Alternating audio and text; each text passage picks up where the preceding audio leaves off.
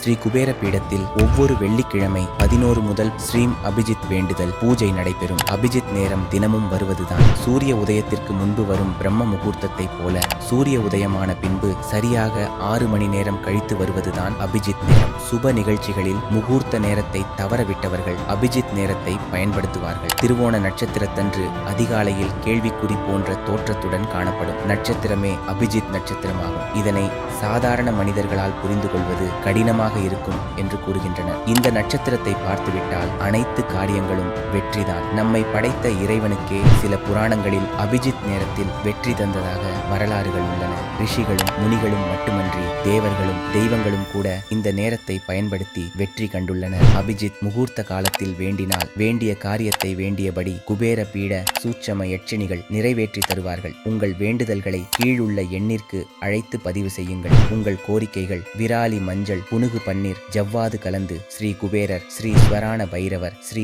ஐஸ்வரஸ்வருக்கு சாற்றினால் விரைவில் காரியங்கள் கைகூடும்.